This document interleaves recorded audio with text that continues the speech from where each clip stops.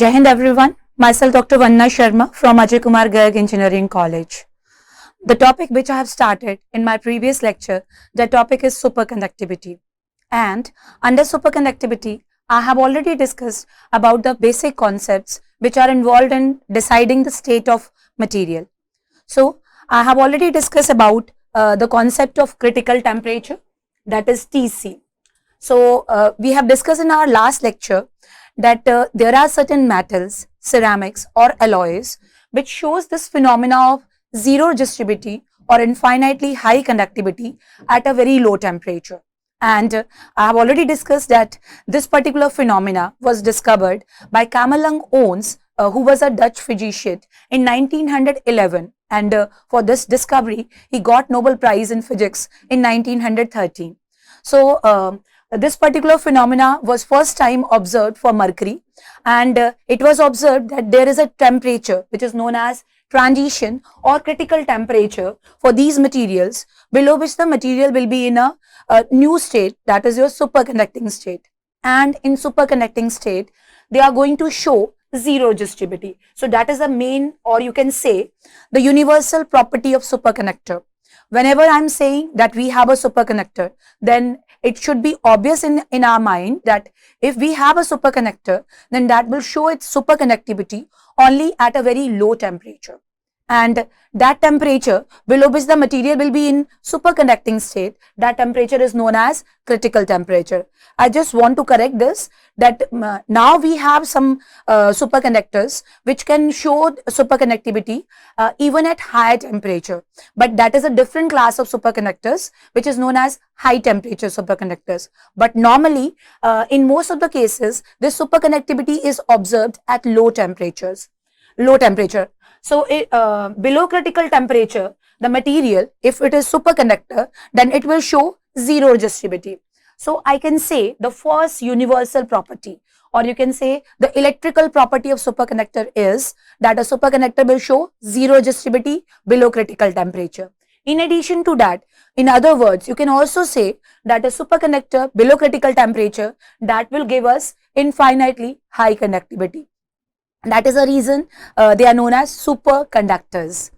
After this, I have already discussed that even at a temperature which is below critical temperature, we can change the state of material from superconducting state to normal state. Means, if you have a material which can show superconductivity below Tc, and we have kept that material at temperature T, which is below critical temperature, even at this temperature, we can destroy the superconducting behavior of the material and we can regain the normal character or normal state of the material, and this can be done just by applying a critical magnetic field. So, we have already discussed about this concept of critical magnetic field, and this critical magnetic field for different superconductors, it is actually a function of temperature. Means this concept is having significance only between 0 and Tc, and between 0 and Tc at different temperatures, the value of critical magnetic field is different. The value of critical magnetic field is actually maximum when the temperature of superconductor is 0 Kelvin, and it is minimum when temperature is equal to Tc. And in between that 0 and Tc, this critical field is actually a function of temperature. After this, we have talked about critical current, where we have seen that if a current is passed through a superconductor, and if that current which is passed through the superconductor, if it can generate a magnetic field equal to the critical field at that temperature, or you can say if it can generate a field equal to critical field of that temperature, then that current which is producing that magnetic field is known as critical current. So, we have already discussed about the three critical concepts of superconductors. One is critical temperature, second one is critical magnetic field, and the other one is critical current. Now, in today's lecture, I am going to discuss about the magnetic behavior of superconductors. So, electrically, you know, if the material is superconductor, then that will show zero resistivity or infinitely high conductivity. Now magnetically, we want to see that what is the behavior of these superconductors when they are kept at a temperature below Tc. So as you all know that every material is having some magnetism in it, and you can correlate it like this, that every material that consists of large number of atoms, and every atom is having an innermost core which is known as nucleus, and around the nucleus we have electrons which are continuously revolving around the nucleus. So when electrons are moving, they are associated with current, and if you have an atom that will behave like a current loop, and because of that current loop you will get a magnetic dipole moment. But all these magnetic dipoles, they are randomly oriented in the absence of any external magnetic field. So when you will apply an external magnetic field, now with respect to that magnetic field, these dipoles, either they will align along the direction of magnetic field, or they will align opposite to the applied magnetic field. Depending upon that, you have different type of materials. So basically this magnetic behavior for superconductors, that was first time observed in 1933 by Meissner, and one more scientist was there, Oakenfield. These two scientists in 1933, they have seen this magnetic behavior of superconductors. So I'm going to discuss about that Meissner effect, that magnetic behavior, and after that, depending upon that Meissner effect, we have two different type of superconductors which we will discuss in detail in today's lecture. So a magnet is levitated, means if you have a magnet, this is magnet, so this particular magnet, it is levitated on a superconductor. So this is a superconductor, and if this superconductor that is cooled with liquid nitrogen, means when this magnet that is kept at low temperature where it can show superconductivity, then this particular superconductor that will levitate this magnet. So how this phenomena, how this process is going on, that we will try to understand with the help of Meissner effect. So you can see here that you have a superconductor here. This one is superconductor. This superconductor is kept at very low temperature, means it is cooled with liquid nitrogen, and when it is kept at that low temperature, then it will levitate this magnet, and this particular process is involved in maglev, or in magnetic levitation, or maglev trains.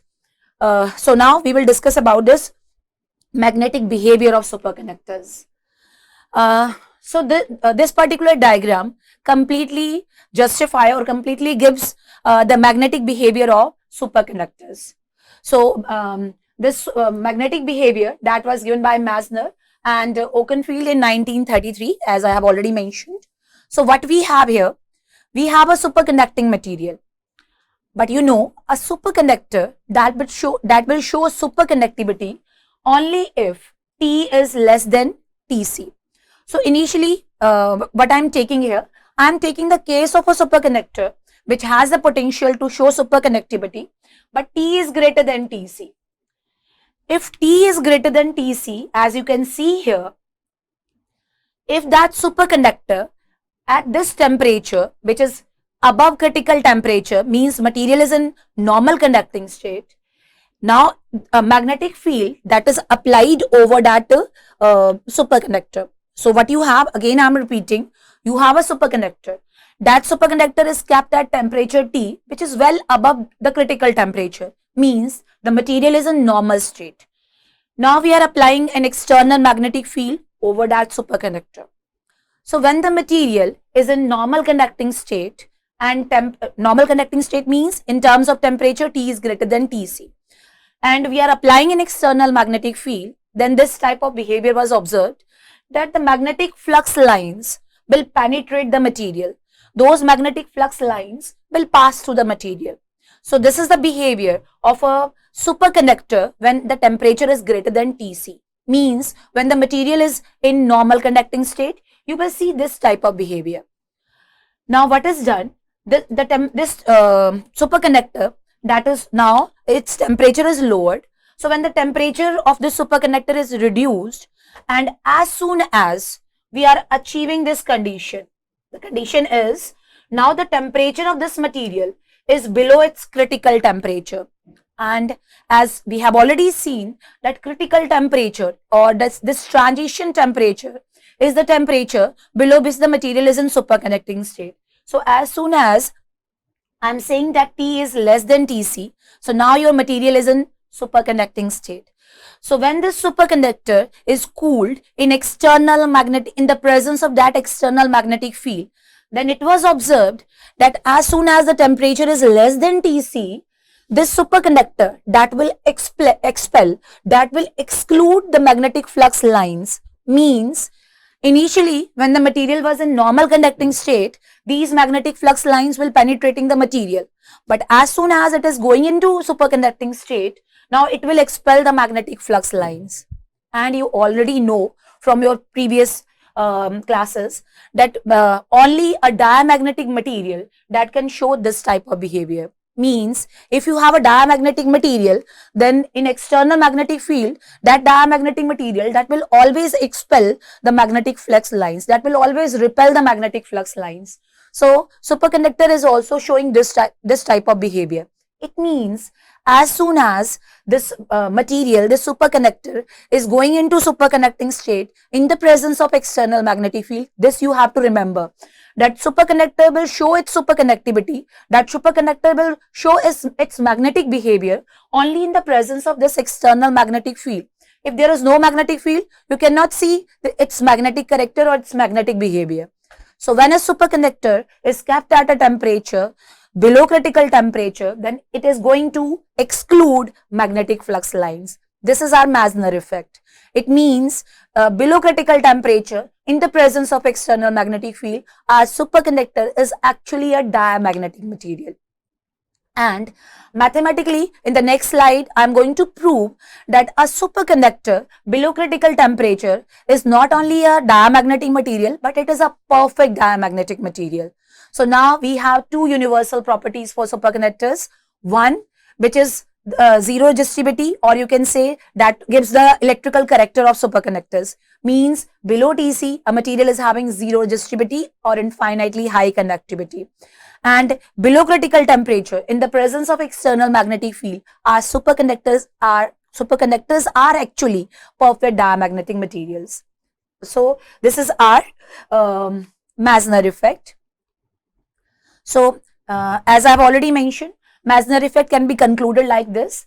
When a superconducting material at temperature T greater than Tc is placed in external magnetic field, lines of magnetic induction pass through it.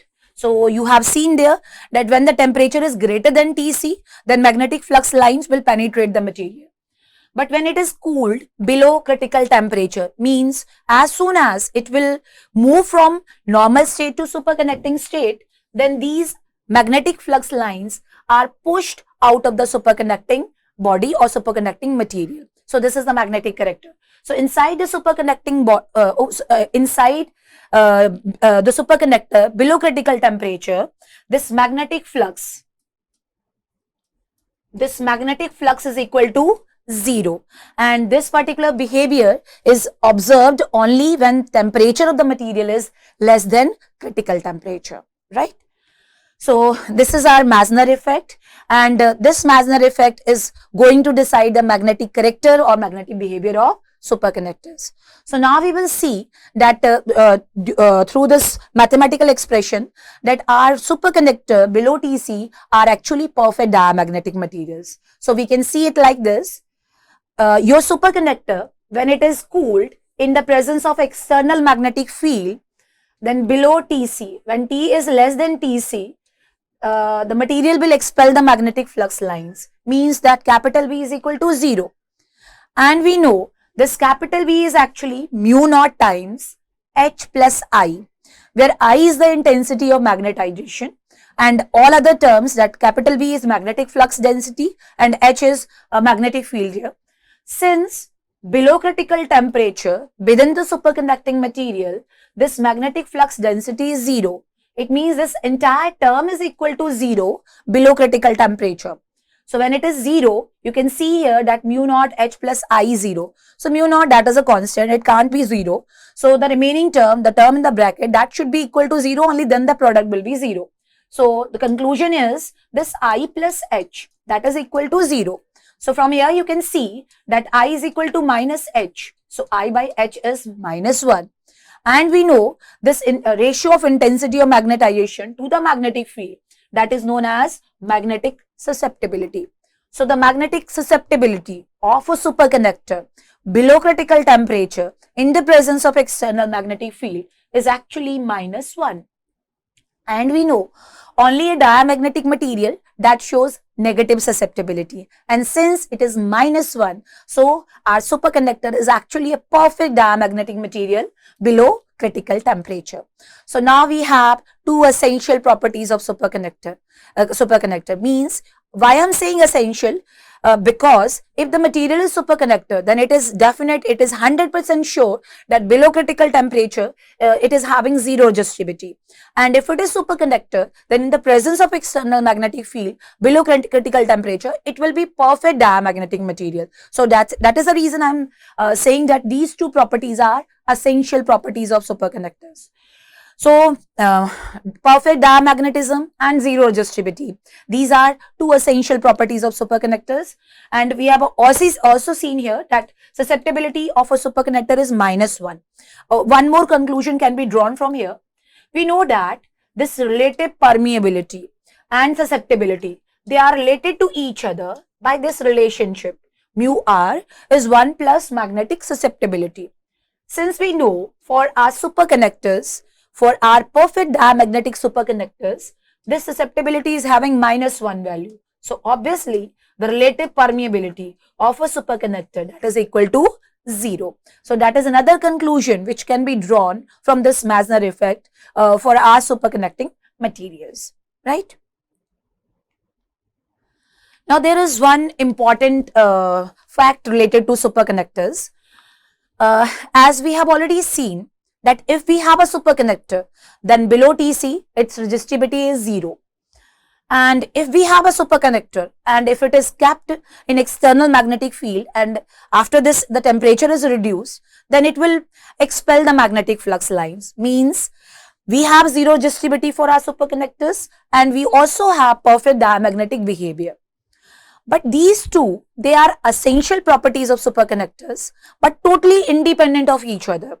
So the meaning of this particular statement is zero resistivity doesn't implies perfect diamagnetism. Perfect diamagnetism doesn't implies zero resistivity. These are the essential properties of superconductors, but they have nothing to do with each other. They are totally independent of each other. So that can be proved that zero resistivity and perfect diamagnetism are essential but independent properties of superconductor just by this mathematical expression. So what we are going to do? We are going to start with the first universal property of superconductor, and that is the electrical behavior or the resistivity of superconductors. So we know that when the material is kept at a temperature below Tc, then its resistivity is 0. And according to Ohm's law, that is microscopic form of Ohm's law, we all know that J is equal to sigma into E. So if J is sigma into E, sigma is the conductivity here, you can write conductivity as reciprocal of resistivity. So this is 1 upon rho. So 1 upon rho into E. So you can conclude from here that this E is equal to rho into J. Since for a superconductor below critical temperature, this resistivity is 0. So when the resistivity is 0, this electric field, obviously that will take 0 value. And we have our Maxwell equations in electromagnetic field theory, and according to Maxwell third equation, which is actually the differential form of our Faraday's law of electromagnetic induction, according to that, this curl of electric field del cross E, that is actually minus del B upon del T.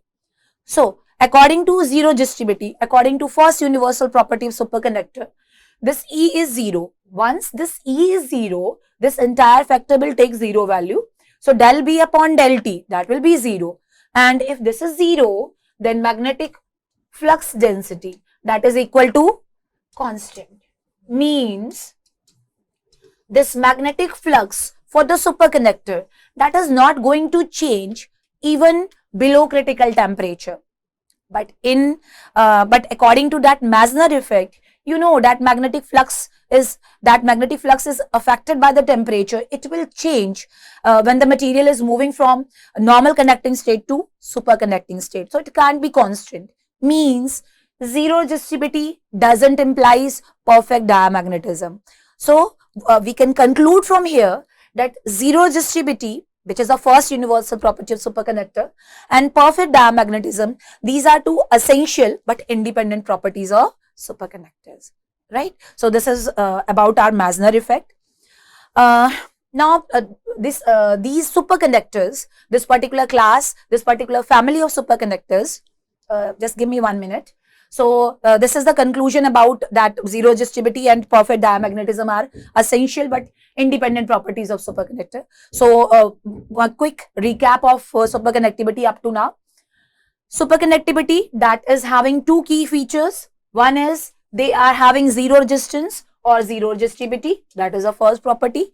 And the second one is their magnetic behavior. So as you have seen that they are perfect diamagnetic materials below critical temperature in the presence of external magnetic field. So Meissner effect, that gives us diamagnetism, and zero resistance means there is no loss of energy, because the resistance offered by these superconductors, that is equal to zero. So this energy dissipation is that will completely disappear in case of superconductors. That is the reason these superconductors are very much popular in power transmission, right?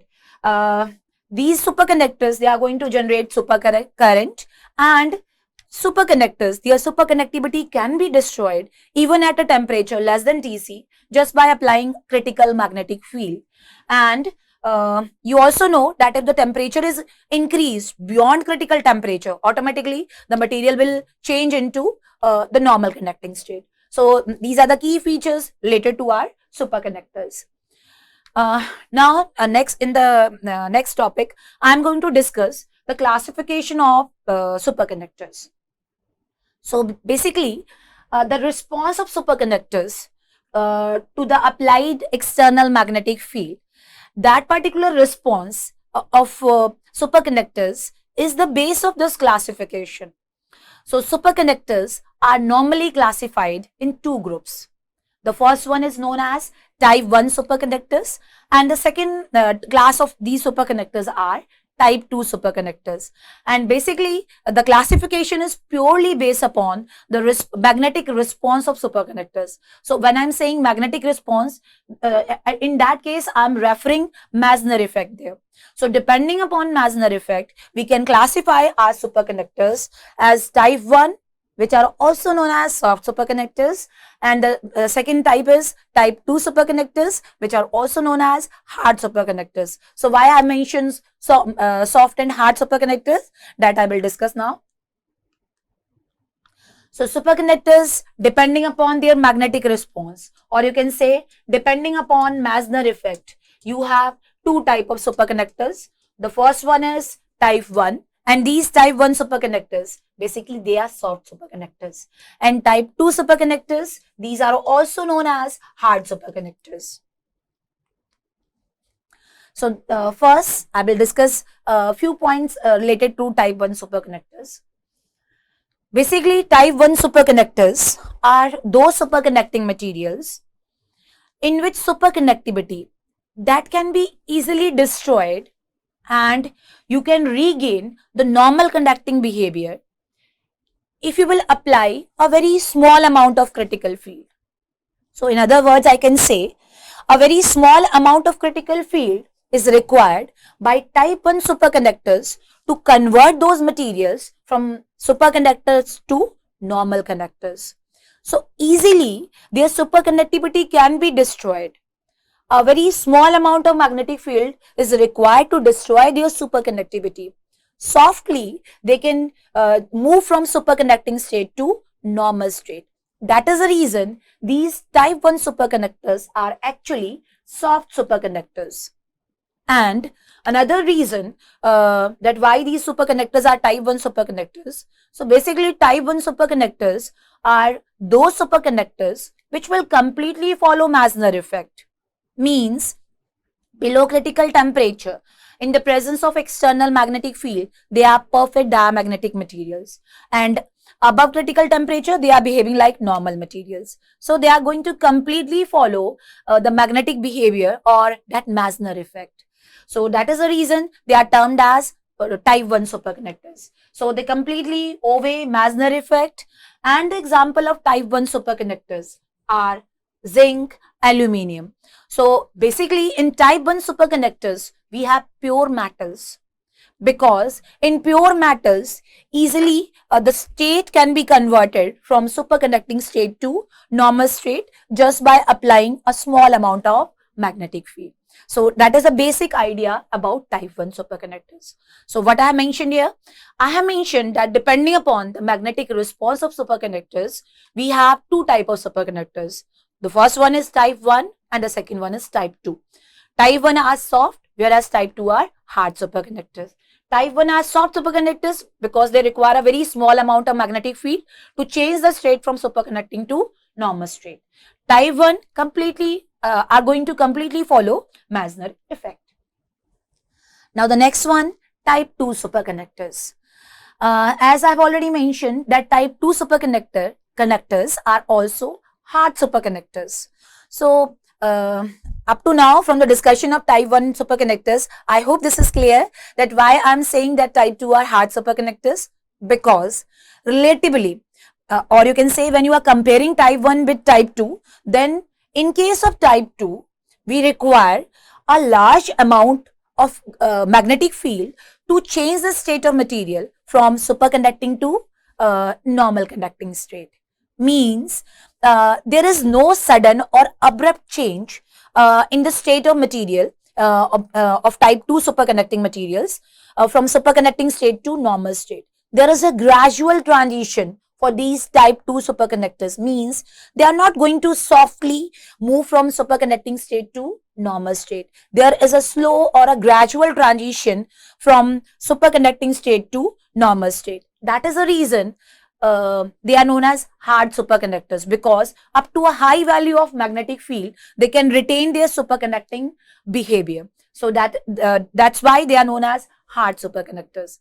And since they are not going to completely follow Meissner effect, so that is the reason they are known as type 2 superconductors. Type 1 will completely follow Meissner effect, whereas type 2 are going to partially follow that Meissner effect. So now we will discuss these two types of superconductors in detail, and that we will discuss with the help of this particular graph. As you can see here, in type 1 superconductors, below critical temperature, below this critical temperature, there is magnetic field required to change the state from superconducting to normal state. This is the behavior of our type 1 superconductors. Below critical field, they are in perfect superconducting state. They are going to completely follow Meissner effect. They are going to expel the magnetic flux lines.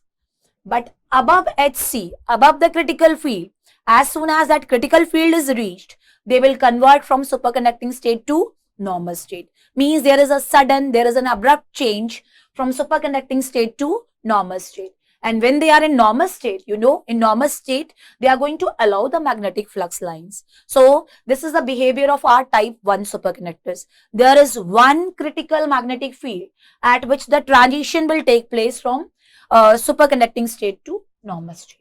Now these are our type 2 superconductors. Type 2 hard superconductors. In case of type 2 superconductors, there are two critical fields actually.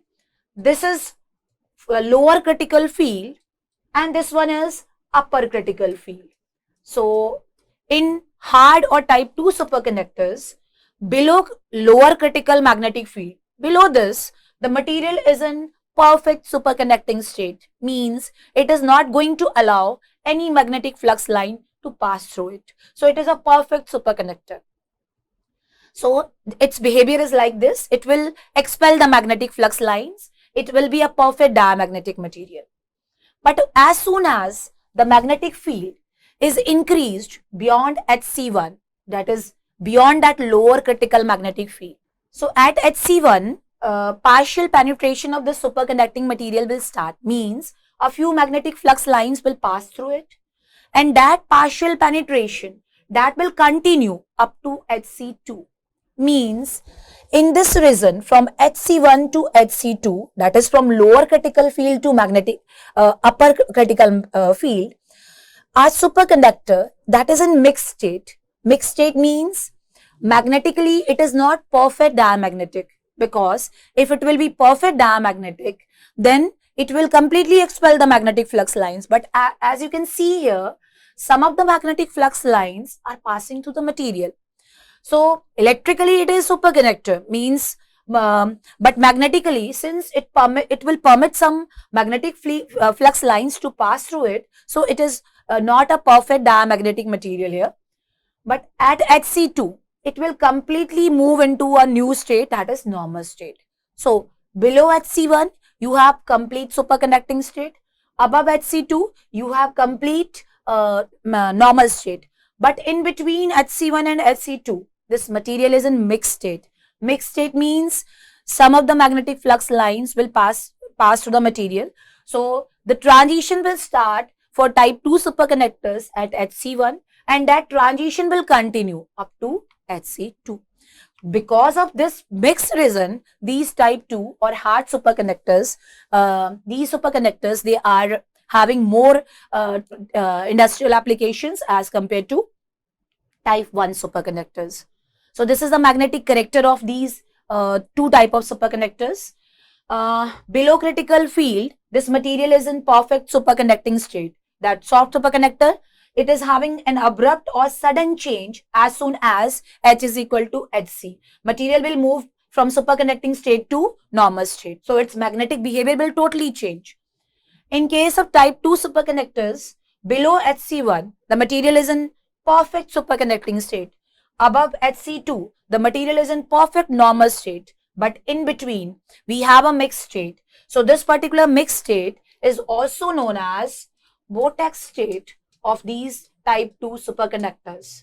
And because of this particular state, these type 2 superconductors are hard superconductors. So transition will start at Hc1, and that transition will continue up to Hc2. So depending upon our discussion, we can differentiate between type 1 and type 2 superconductors like this. In type 2 superconductors, easily the superconducting behavior can be destroyed. Whereas in type 2 superconductors, you require a large amount of magnetic field to change the state of material. In case of type 1 superconductor, the value of critical field required to change the state is very low. That is from this particular range to 1 Tesla. So that is the reason they are soft. Whereas in case of hard superconductor, comparatively, relatively, a high critical field is required. These type 1, they are also known as low temperature superconductors because generally their critical temperature is low. Whereas in type 2 superconductors, they are known as high temperature superconductors because relatively their critical temperature is high. These are completely going to follow Meissner effect, but they are type 2 superconductors are partially following the Meissner effect. In case of type 1, we have only one critical field, but as you have seen, in case of type 2, we have two critical fields. The transition from superconducting state to normal state, that is sudden and abrupt for soft, whereas there is no sudden and abrupt change, there is a gradual transition from superconducting state to normal state. And as I mentioned, that type 1 superconductors are generally pure metals. These are the examples, whereas type 2 are basically alloys and complex oxides of ceramics. And these are few examples of type 2 superconductors. Because of low critical field, low critical temperature, type 1 they have limited technical applications, whereas type 2 they have wider technical applications. So these are two type of superconductors. So in today's lecture, we have discussed about Meissner effect or the magnetic response of superconductors, and depending upon that magnetic response, two type of superconductors, that is type 1 and type 2. So type 1 are pure metals, type 2 are alloys or oxides of ceramics, and type 1 with respect to type 1, type 2 they have larger applications because of their high critical field and high magnetic field. In next lecture, we will discuss about persistent current and some characteristics and applications of superconductors. These are some reference books for today's topic. You can follow these books. Thank you so much for today's for your time. Thank you.